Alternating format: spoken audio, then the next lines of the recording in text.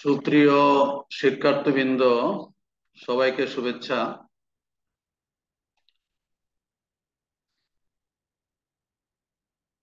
HSC পরীক্ষা 2024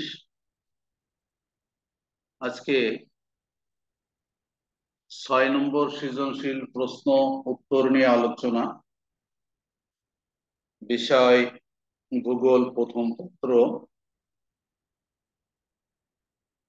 আজকে এখানে যে সৃজনশীল প্রশ্নটা আছে সেটা হচ্ছে দুইটা বিষয় নিয়ে, একটা তাপমণ্ডল আর একটা বৃষ্টিপাতের প্রভাব নিয়ে। যাই হোক, আমরা আলোচনায় আসি।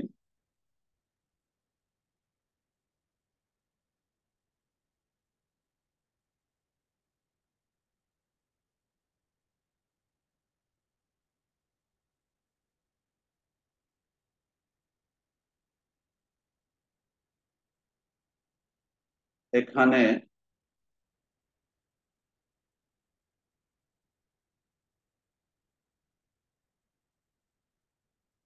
দুইটা চিত্র দেওয়া আছে, ক এবং খ। কতে পরিচলন বৃষ্টিপাত দেখানো হয়েছে, আর খতে তাপমণ্ডল যে ভাগ আছে তার মধ্যে উষ্ণমণ্ডলকে নির্দেশ করা হয়েছে। 0 থেকে 30 ডিগ্রি উত্তর এবং দক্ষিণ অক্ষাংশের মধ্যে। এখানে গ নম্বর যে প্রশ্নটা আছে সেটা হচ্ছে উদ্দীপকে উল্লেখিত খ তাপমণ্ডলের বিবরণ দাও। অর্থাৎ এই যে উষ্ণমণ্ডল আছে, এই উষ্ণমণ্ডলের বিবরণ দিতে বলছে। আর ঘতে আছে উদ্দীপকে উল্লেখিত কোয়া নিয়ামক কিভাবে জলবায়ু নিয়ন্ত্রণ করে বিশ্লেষণ করো। এই যে কোয়া নিয়ামক অর্থাৎ পরিচলন যে বৃষ্টিপাতটা এখানে হচ্ছে, এই পরিচলন বৃষ্টিপাত কিভাবে উক্ত অঞ্চলের, বিশেষ করে নিরক্ষীয় অঞ্চলের জলবায়ুকে নিয়ন্ত্রণ করে সেটাকে বোঝানো হয়েছে, সেটা আলোচনা করতে হবে। এখানে আমরা প্রথম প্রশ্নটা একটু আলোচনায় আসি।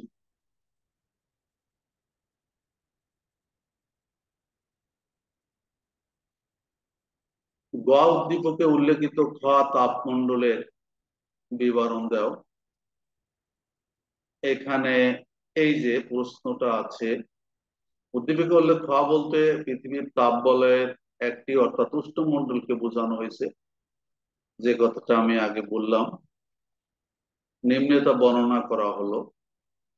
নিরক্ষরেখার উভয় দিকে 23 ডিগ্রি উত্তর এবং অক্ষাংশ থেকে 23.5 ডিগ্রি দক্ষিণ অক্ষাংশ বিস্তৃত স্থানকে উষ্ণমণ্ডল বলা হয়। আমরা জানি যে এই যে উষ্ণমণ্ডল কোনটাকে বলা হয়, এই 0 ডিগ্রি থেকে 23.5 ডিগ্রি, এটা নিরক্ষরেখা। 0 ডিগ্রি থেকে 23.5 ডিগ্রি উত্তর এবং 0 ডিগ্রি থেকে 23.5 ডিগ্রি দক্ষিণ অক্ষাংশের মধ্যে সারা বছর সূর্য লম্বভাবে কিরণপাত করে এবং তাপমাত্রা বেশি থাকে। এই অঞ্চলটাকে আমরা উষ্ণমণ্ডল বা তাপমণ্ডল বলে থাকি। এই অঞ্চলে বছরের অধিকাংশ সময় সূর্যরশ্মি প্রায় খাওয়া হয়ে পড়ে এবং কোনো সময় দিন ও রাতের দৈর্ঘ্যের মধ্যে খুব বেশি পার্থক্য হয় না।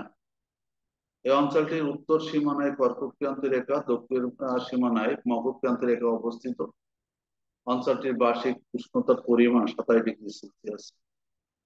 এখানে একটা জিনিস আমরা লক্ষ্য করি, উষ্ণমণ্ডল এখানে 0 ডিগ্রি থেকে 23.5 ডিগ্রি উত্তর, 23.5 ডিগ্রি দক্ষিণ অক্ষাংশ পর্যন্ত এই অঞ্চলটার অবস্থান।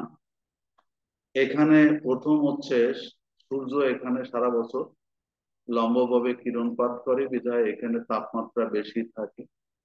এখানে দিবারাত্রির পার্থক্য তেমন হয় না।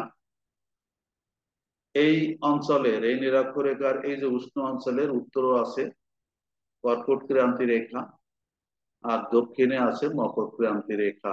এটা সীমানা হিসাবে চিহ্নিত। এখানে পরিচালন প্রক্রিয়ায় বৃষ্টিপাত হয়, এখানে ব্যবসা গরম পড়ে, এখানে আইটিসিজেড অর্থাৎ ইন্টার ট্রপিক্যাল কনভার্জেন্স জোন যেটা আছে সেটাও এখানে অবস্থিত।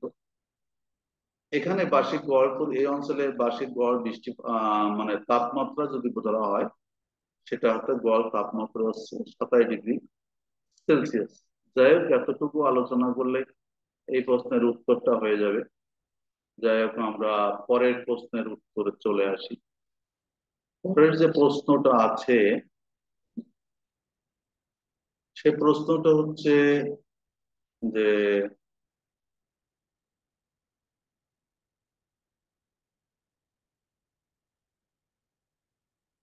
উদ্দীপকে উল্লেখিত কোয়া নিয়ামক কিভাবে জলবায়ুকে নিয়ন্ত্রণ করে বিশ্লেষণ করে। এখানে যে ছবিটার কথা বলা হয়েছে সেটা পরিচালন প্রক্রিয়ায় বৃষ্টিপাতের কথা বলা হয়েছে। তাহলে প্রশ্নটা উত্তর করতে করার চেষ্টা করি। উদ্দীপকে উল্লেখিত কোয়া বলতে পরিচালন বৃষ্টিপাতকে বোঝানো হয়েছে। উক্ত বৃষ্টিপাত যেভাবে জলবায়ুকে নিয়ন্ত্রণ করে তা নিম্নে আলোচনা করা হলো। আমরা জানি জলবায়ু হচ্ছে কোনো স্থানের 25 থেকে 30 বছরের গড়কে জলবায়ু বলা হয়। 25 থেকে 30 বছরের আবহাওয়ার গড়কে গড় বলা হয়। আবার অন্যভাবে বলতে গেলে কোনো অঞ্চলের বায়ুমণ্ডলের বা আবহাওয়ার দীর্ঘমেয়াদী যে গড় অবস্থা সেটাকেই জলবায়ু বলা হয়।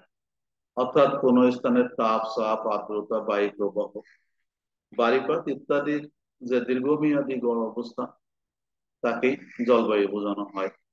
উদ্দীপকের পরিসরণ বৃষ্টিপাতকে উল্লেখ করা হয়েছে। এটি ওই অঞ্চলে জলবায়ুকে নিয়ন্ত্রণ করে থাকে। নিরক্ষ অঞ্চলে সাধারণত 5 থেকে 10 ডিগ্রি উত্তর ও দক্ষিণ অক্ষাংশের মধ্যে এই ধরনের বৃষ্টিপাত হয়। এই অঞ্চলে সূর্য সারা বছর লম্বাভাবে কিরণ দেয় এবং এই অঞ্চলে পানি রাশির পরিমাণ অধিক, ফলে সহজেই সারা বছর এই অঞ্চলে জলীয় বাষ্প উৎপন্ন হয় এবং তা পরিসরণ প্রক্রিয়া উপরের দিকে উঠে শীতল হয়ে প্রচুর বৃষ্টিপাত ঘটায়।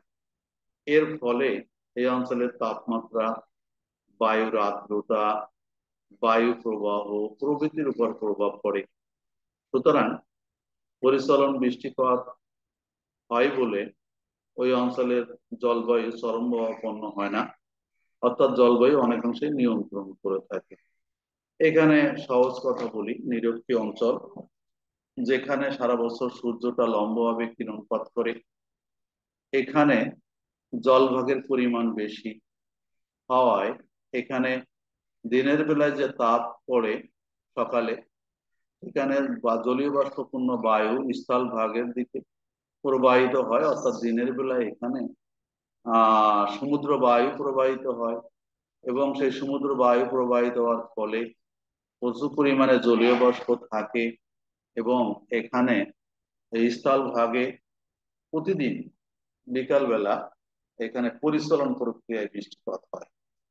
এই যে পরিচালন প্রক্রিয়ার বৃষ্টিপাত হয়, এখানকার যদি এখানে পরিচালন প্রক্রিয়ায় এই বৃষ্টিপাত না হতো তাহলে এখানকার জলবায়ু নিয়ন্ত্রিত অবস্থায় থাকতো না, একটা চরমভাবাপন্ন জলবায়ু এখানে পরিলক্ষিত হতো।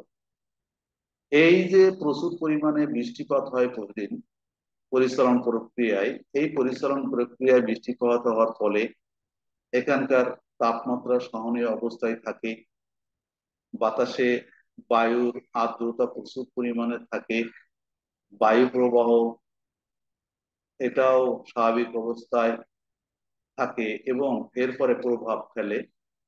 সুতরাং আমরা নিঃসন্দেহে বলতে পারি পরিচালন বৃষ্টি হয় বেশ জলবায়ু চরমভাবাপন্ন হয় না, অর্থাৎ সহনীয় পর্যায়ে থাকে।